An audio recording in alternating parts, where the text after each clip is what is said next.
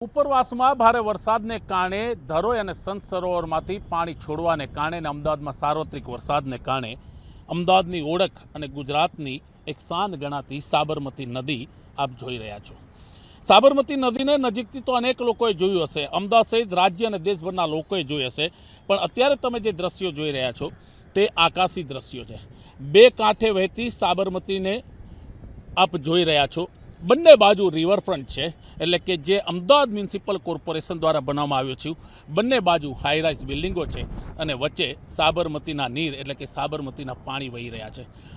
પશ્ચિમ અમદાવાદ અને પૂર્વ અમદાવાદ આ જ સાબરમતી નદીના બ્રિજ ઉપર કનેક્ટેડ છે, એટલે કે અલગ અલગ બ્રિજો છે જેનાથી પશ્ચિમ ને પૂર્વ અમદાવાદના લોકો એકબીજાને કનેક્ટ થાય છે। સાબરમતી નદીનો આવો નજારો કદાચ પહેલાં નથી જોવા મળ્યો। બે કાંઠે વહેતી સાબરમતી નદીને કારણે આજના દિવસે અને આવતીકાલે પણ શક્યતા હશે તો રિવરફ્રન્ટ અને વોકવે બંધ કરવામાં આવ્યા છે। કારણ છે કે સાબરમતી નદીમાં પાણીની પુષ્કળ આવક છે।